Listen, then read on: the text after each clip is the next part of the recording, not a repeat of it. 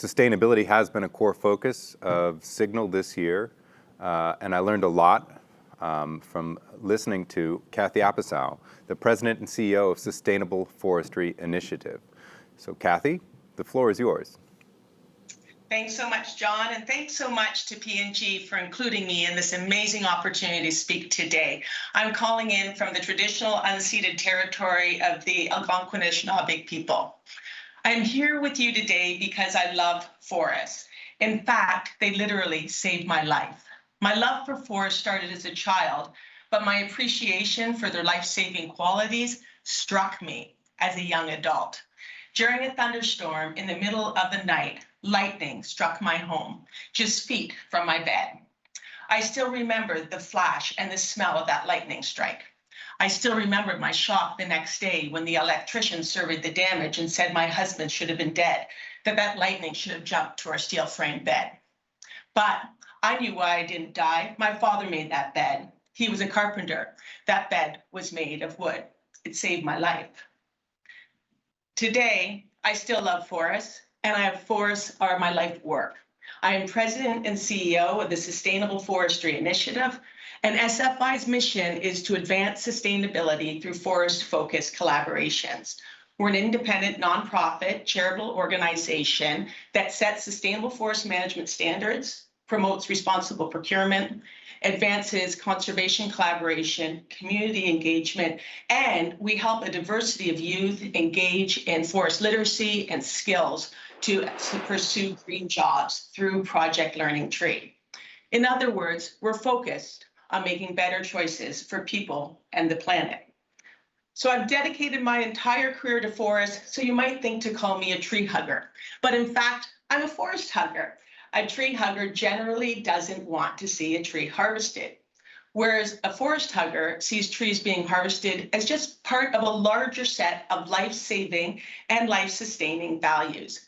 Forests purify the air we breathe. They clean the water that we drink. They provide habitat for animals, and they sustain communities.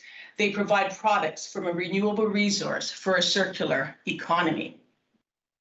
I'm pleased at how much we as a society have collectively come to care about our forests, responsible and efficient use of forest products and recycling. We increasingly understand the values of forests and that caring for the planet and our natural resources impacts current and future generations. We have initiatives like 1t.org to plant 1 trillion trees. But we're also in a unique time. What a year and a half we've had with COVID. We more than ever understand that the choices we make every single day make a difference to our shared existence.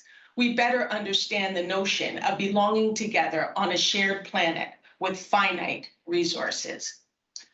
Another thing we learned during COVID is that our health and well-being depend on connection with others and connection with natures. People have found sanctuary in forests and to spend time safely with family and friends, to de-stress and to unplug. People care so much about forests, yet they might not realize that caring for forests includes responsible harvesting that can keep forests healthy while providing us with products that improve our quality of life. Beautiful wood decks, books, or tissue products. Remember how important they were to those to all of us during the pandemic. And remember the boxes that appear at our front doors with products that we depend on every single day for our quality of life, delivered to us in a safe way. Let's not forget the forest-based PPE, including masks and gowns that protected all of us during this pandemic. There's a reason why the forest sector was deemed to be a critical or essential infrastructure during COVID in Canada and the US. Forest products are key to our survival. And yet I hear it all the time. I saved a tree, I didn't print this. Or I saved a tree, I read an ebook instead of an actual book. Hey, there's nothing wrong with doing those things, but it's just important to know that you didn't save a forest doing those things. Forests are a renewable resource, and if they are not valued as a renewable resource, then they might get converted to something else that isn't renewable. So how do we move from feeling guilty about the use of forest products to feeling proud about using a product from a renewable resource that is sustainably managed using recycled and often recyclable, all the while contributing to a circular economy? Well, it usually begins when people understand the distinction between deforestation, the permanent loss of forests, and responsible forestry, the sustainable cycle of harvesting and regeneration while sustaining other values as well, and communities. It's an important distinction to understand because many large corporations are making zero deforestation commitments. And if they think that avoiding forest products is part of the solution, there could be unintended consequences of that. The consequence could be the conversion of forests to non-forest uses that do not have those renewable and life-saving qualities. They could be overlooked as a viable solution to solving for climate change. They could be overlooked for an alternative solution to solving non-biodegradable ocean plastics and other non-renewable products. Now, since we can't be all together for this P&G Signal event, I'm going to ask each of you to use your imagination. Pretend we're in a room with 1,000 people, each representing a tree in a forest, and 10 of you get up to leave for a coffee. Now, while we're sad to see you go, we know that 10 people can come in and take your place, and even more will come in for standing room only at the back. And that is the cycle of responsible forestry. For every tree harvested, another tree replaces it. And sometimes even more trees are planted or regenerated than harvested. In fact, SFI certified organizations, according to audited reports, reforest 38% more trees than what they harvested. In other words, for every 100 trees harvested by SFI certified organizations in 2020, 138 trees were replanted or naturally regenerated. On land certified to this standard, less than 1% of the trees in that forest are harvested each year. Contrast that with nearly 3% of trees that are lost to forest, insect, fire, and disease, forest fires and disease. But it's not just about replacing as many or even more trees in the forest than we've harvested. It's about managing it sustainably for a variety of important values so that they are maintained over the long term. Managed forests can store massive amounts of carbon. They can filter water, clean the air, and provide animals like birds safe habitat and also sustain communities. And they provide green jobs. Third-party forest certification helps people know where a product is sourced from and that it comes from a sustainably managed forest. That's why buying certified products actually matter. Forest certification standards like SFI have measures in place to avoid deforestation and illegal logging, but that's a low bar. More importantly, these standards promote more good things, helping address climate change, how to recover species, and they promote sustainable communities and a circular economy. Now, for a moment, imagine 1,000 people, again, each representing a tree in a forest. But this time, everyone was forced to leave. Perhaps some of you lost your seats as they were turned into a strip mall, others a strip mine, others a cattle ranch, and others to a big box store with rows and rows of cars instead of rows and rows of trees. Asphalt as the last rotation. That is deforestation. That is the total and permanent loss of forests, and that is a great, great concern. Now, why does this happen? It can happen because the forest isn't valued. Everyone was so busy saving a tree, they forgot they could lose the forest. If the forest isn't valued, an institution, an investor, an organization, or individual that owns or manages that forest, they may want to get a return on that investment and be able to sell some of that wood. But if they can't do that and they find an alternative use that they deem to have a higher return on investment that isn't renewable and doesn't necessarily have those life-saving qualities, we can lose our forests and we can lose the clean air, clean water, sustainable communities, and green jobs in a renewable resource that goes along with them. I ask you, has everyone ever thought to save a farm by not buying a farmer's produce? No, that's a surefire way to lose the farm and all the food it provides. The same applies to forests. If you want to save a forest and think not buying sustainably sourced wood products does that, you're inviting another use or a non-renewable resource to take its place.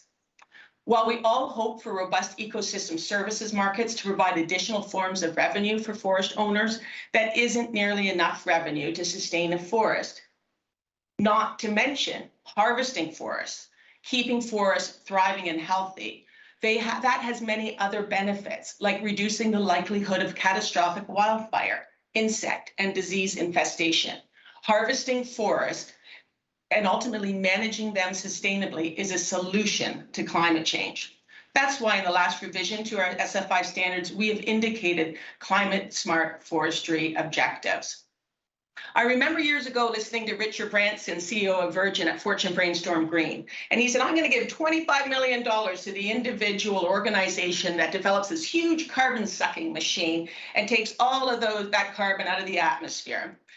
And I thought to myself, I should win that prize. I know what that innovation is. It's our forest that is the huge carbon sucking machine, as well as the products that come from them, those solid wood products that store carbon. You may not realize this, but when a tree is harvested, carbon continues to be stored in that solid wood product. So by planting and growing trees, you are sequestering carbon in the forest. By harvesting a product, more carbon is sequestered in that product. By the way, pulp and paper and packaging products come from recycled fiber and the efficient use of the whole tree, often from chips and other residuals that are left after sawmilling a big solid wood product, or from thinning or harvesting a forest to keep it healthy. These products are important, and they're part of the circular economy. They are recycled and recyclable. In fact, 2/3 of the paper used in the US is recycled, and it's used to make sustainable paper and packaging products people use every day. But some of the folks leading innovative solutions to climate change are architects and builders. They understand very well that building with wood is a sustainable solution in a carbon-intensive building industry as well. Mass timber is a prefabricated, large, solid engineered wood product, and it's as strong as traditional building materials such as steel and concrete. Yet these wood products store carbon and are renewable. When you walk into a beautiful wood building, you are getting the benefits of bringing nature indoors, including reducing stress, improving cognitive function and creativity. You're accelerating healing and fostering an overall sense of well-being. You are also interacting with a large carbon storage device. In fact, sustainably managed forests and the products made from them store almost 15% of all annual US carbon dioxide emissions. And SFI certified forests alone store 235 million metric tons of carbon, the equivalent of taking 50 million cars, gas-powered cars, off the road in a year. Sustainable forest management can include the careful use of harvesting and prescribed and natural fire to keep a forest healthy. Unmanaged forests can have an incredible amount of dead, dying, and decaying trees, and unfit and unharvested forests can be a tinderbox with loads of dead wood and fuel on the ground, waiting for catastrophe to strike, with hotter weather, with climate change. One of the most evident impacts of climate change is the increase in the intensity of catastrophic wildfire. In 2020, about 10 million acres burned in the US, about the size of Maryland. Catastrophic wildfire generates negative environmental and economic impacts, ranging from greenhouse gas emissions to lost economic value. They also are it's also important to know that professionally managed forests are more climate and fire resilient and produce multiple benefits that are simply less likely to go up in smoke and greenhouse gas emissions. That's why we've created a fire resiliency and awareness requirement in our standard.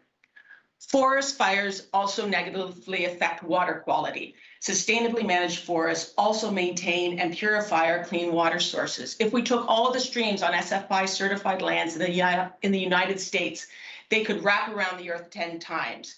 So if you buy a forest product, we still have forests. We are hugging a forest. We are keeping the watersheds that are so critical to treat clean drinking water supplies and to fish habitat, recreation, and to sustaining communities. Strip mines and strip malls and urban sprawl do not provide the natural green infrastructure benefits that forests provide.